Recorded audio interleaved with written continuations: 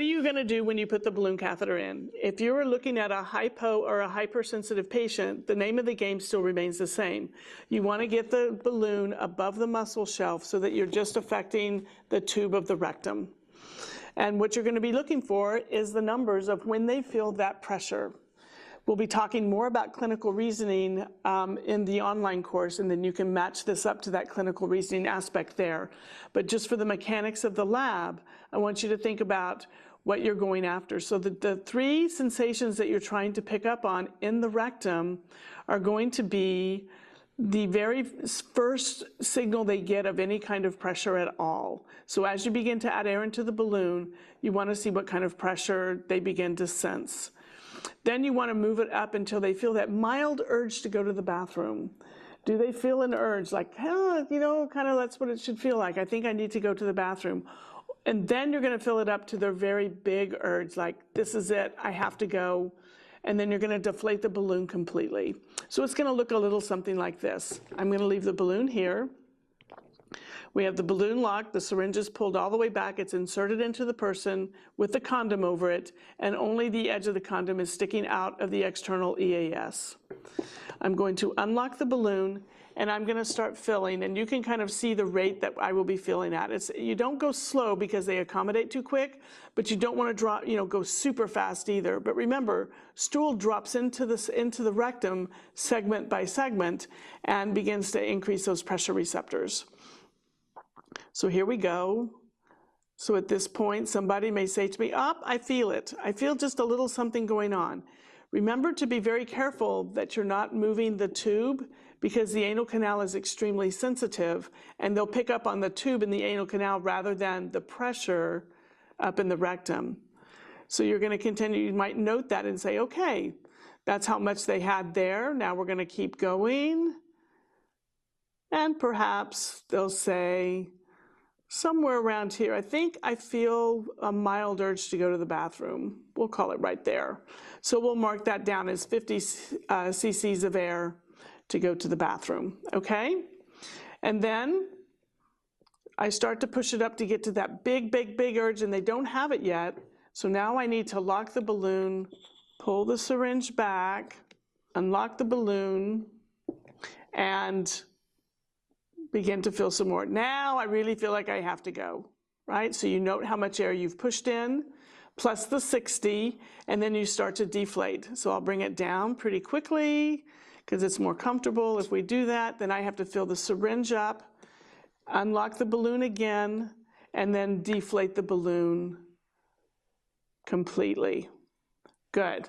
It's important to go ahead and bring that balloon down into some good amount of deflation, because if you're going to pump up the signal, you want to kind of go back up to where they were and see if they can feel it a little bit sooner, see if they're more aware of it now that they've actually felt it.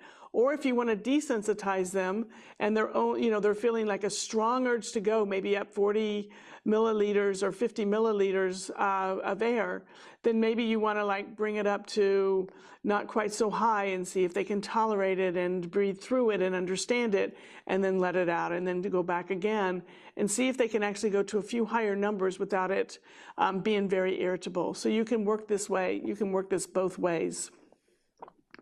If you have a hypersensitive anus, after we do the rectal piece of this, we could actually drop down and work on the hypersensitive anus, or work on motor control, or work on defecating the balloon. So for this lab, I'm going to demonstrate by, I'm going to lock the balloon, bring the syringe down. We've got a nice deflated balloon here, and we know that in the body. So I'm going to unlock the balloon, and I'm going to put about 20 cc's of air in. Right to there. Good. And then what I'm going to do, the balloon is in the body. Remember, the condom is all the way down here. I'm going to grasp the end of the condom in the tube, and I'm going to pull the balloon back until it engages into the muscle shelf. So now you have lots of choices here. What you can do is you can have them, find out if that really bothers them. And if it does, you can unlock the balloon and deflate it a little bit right there, and inflate it a little bit, and see if they can get used to or change the sensitivity of that anal system right there as the stool drops onto that. So that's one way you can really work on that. Another thing that you can do is if they have a lot of force production problems, you can actually pull the balloon down with the condom, and they can squeeze and pull that balloon back up. And you can kind of pull it down, and they can squeeze and pull that balloon back up. So it becomes kind of like a progressive resistive exercise for people who actually kind of maybe have a little feeling there, but they want to work and pump up their muscle activity to get used to what does that mean to squeeze and lift that stool up out of the way. The final thing you can do right here is to actually have them defecate the balloon. And now what you're going to do is you're going to grab hold of the condom and the tube, and you're going to help them as they begin to generate the intra-abdominal pressure and begin to poop the balloon out. So you're going to have them, they're going to maybe do this a little bit and open up, but they can't quite get it. Remember, stage fright exists with this. I don't really ever expect people to fully do this by themselves. I always have to assist them a little bit.